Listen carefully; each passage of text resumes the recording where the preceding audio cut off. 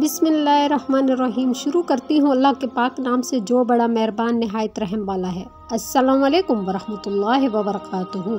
आज की वीडियो देखने वालों के लिए एक छोटी सी दुआ कि अल्लाह ताला हमारा ख़ात्मा ईमान पर करे और मरते वक्त हमारी ज़बान पर ला इलाहा इल्लल्लाह का विर्द हो। आमीन सुम्मा आमीन या रब्बिल आलमीन। नाजरीन, आज की वीडियो में हम हज़रत मूसा अलैहिस्सलाम के उन 5 मौजज़ात के बारे में ज़िक्र करेंगे जो शायद ही आपने किसी वीडियो में देखे हों। तो आइए शुरू करते हैं अपनी वीडियो। नाज़रीन, जब अल्लाह ताला ने हज़रत मूसा अलैहिस्सलाम को कौम बनी इसराइल की तरफ नबूवत के लिए मुंतखब किया तो तब वहाँ पर फ़िरौन की हुकूमत थी। फ़िरौन एक सरकश और मुतकब्बर बागी ज़ालिम इंसान था। मूसा अलैहिस्सलाम ने उनके सामने बहुत से मुअज़्ज़ात पेश किए, मगर फ़िरौन और उसकी कौम ने अपने जुल्माना रवैया ना छोड़ा तो तब अल्लाह ताला ने उस कौम पर अज़ाब नाजिल किया। नाजरीन, आज की वीडियो में हम हज़रत मूसा अलैहिस्सलाम के 5 मौजज़ात का जिक्र करेंगे। हज़रत मूसा अलैहिस्सलाम ने फ़िरौन के दरबार में सबसे पहले अपने असा का मौजज़ा पेश किया था। जब आपने असा ज़मीन पर फेंका तो असा सांप बनकर चलने लगा। उल्मा फरमाते हैं कि आप अलैहिस्सलाम के असा ने बहुत बड़े अज़दहा की शक्ल इख्तियार कर ली और अगर उस अज़दहा को अल्लाह ताला का हुक्म होता तो वो फ़िरौन का पूरा महल निगल लेता। फ़िरौन ने हज़रत मूसा अलैहिस्सलाम से कहा कि इसे संभाल लो, तो हज़रत मूसा अलैहिस्सलाम ने उसे अज़दहा को अपना हाथ लगाया तो उसने दोबारा असा की शक्ल इख्तियार कर ली। चनाचा फ़िरौन और उसके दरबारियों ने कहा कि मूसा अलैहिस्सलाम जादूगर है। चनाचा उसने आप अलैहिस्सलाम के मुकाबले में जादूगर जमा किए और मुकाबले के लिए एक दिन मुकर्रर किया। उस दिन लोग मुकाबला देने के लिए कसीर तादाद में जमा हुए। जादूगरों ने अपनी रस्सियाँ फेंकी तो सांप बनकर चलने लगे, मगर जब हज़रत मूसा अलैहिस्सलाम ने अपना असा फेंका तो वो बहुत बड़ा अज़दहा बन गया। उसने जादूगरों के ख्याली सांपों को खाना शुरू कर दिया। जब जादूगरों ने यह मंजर देखा तो उन्हें यकीन हो गया कि मूसा अलैहिस्सलाम जादूगर नहीं बल्कि खुदा के सच्चे नबी हैं। इस वाक़े को गुजरे हुए चंद दिन ही हुए थे कि फ़िरौन ने अपने चंद दरबारियों से कहा कि वो चुपके से मूसा अलैहिस्सलाम के घर जाएं और अगर वो सो रहे हैं तो उनका असा चोरी करके ले आएं।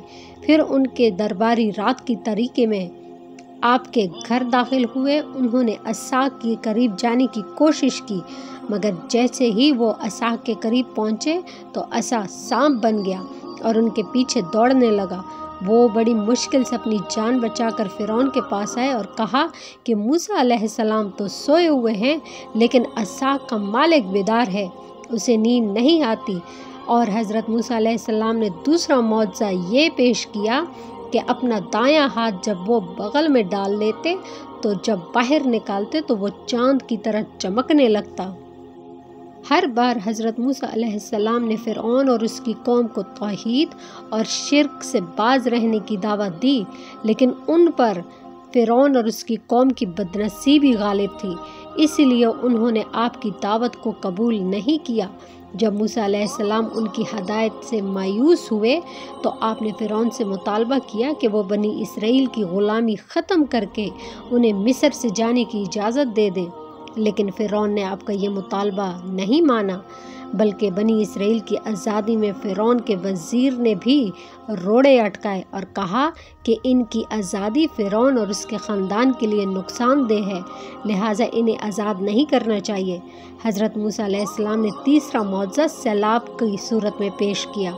हज़रत मूसा अलैहिस्सलाम ने दरिया नील में अपना असा रखा तो दरिया में तुग़यानी आ गई और इतना बड़ा सैलाब आया कि जिससे मिस्र के तमाम ज़र्रात तबाह व बर्बाद हो गए।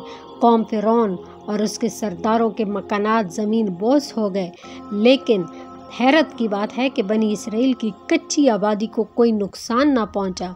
जब फ़िरौन ने सैलाब की तबाहकारियाँ देखी तो उसने हज़रत मूसा अलैहिस्सलाम के पास पैगाम भेजा कि आप सैलाब को रोक कर दिखाएं और अगर सैलाब रुक गया और दरिया मामूल के मुताबिक चलने लगा तो मैं बनी इसराइल को आज़ाद कर दूंगा। پھر وہ جانے اور آپ جانے۔ حضرت موسیٰ علیہ السلام نے دریائے نیل پر اپنا عصا دوبارہ مارا تو سیلاب ختم ہو گیا، مگر اس کے بعد فرعون اپنی زبان سے پھر گیا، اپنے وعدے کا لحاظ نہیں کیا اور بنی اسرائیل کو آزاد کرنے سے انکار کر دیا۔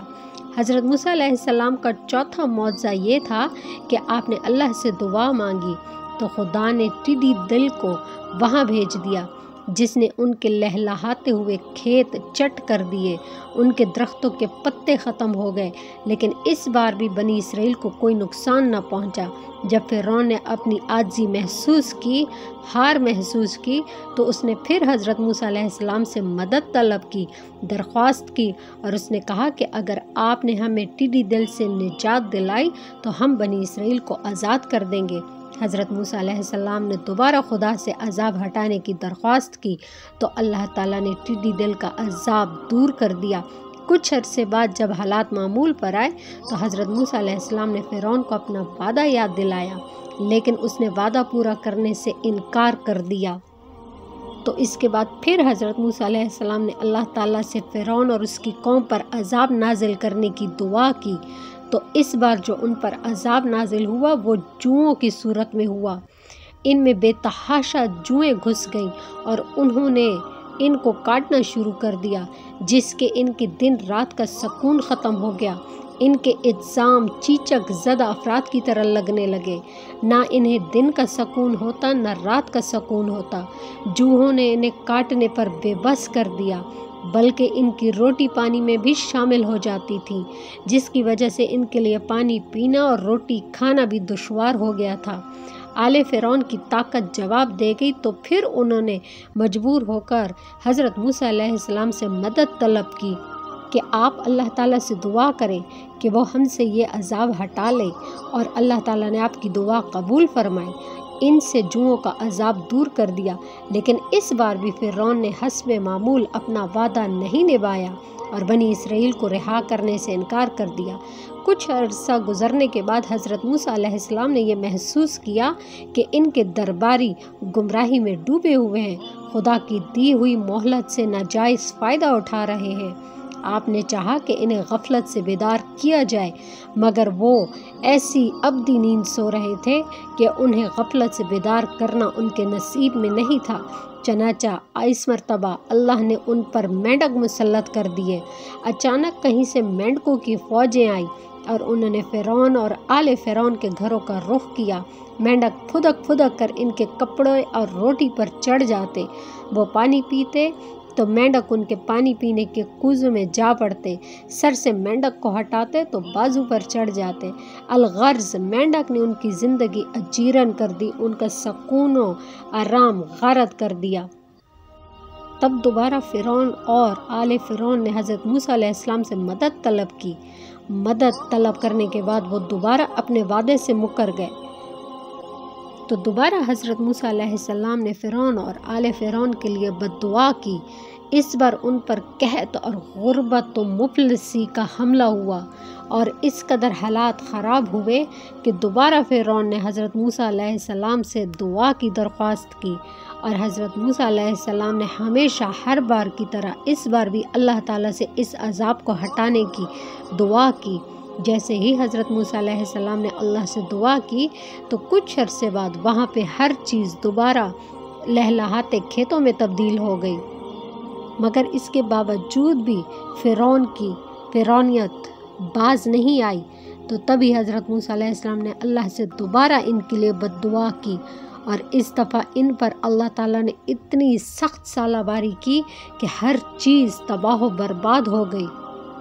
ناظرین، جب بار بار حضرت موسیٰ علیہ السلام کے دعوت تبلیغ دینے کے باوجود بھی فرعون اور اس کے درباریوں نے ایمان قبول نہیں کیا تو حضرت موسیٰ علیہ السلام نے اللہ تعالیٰ سے ان کو غارت کرنے کی دعا کی۔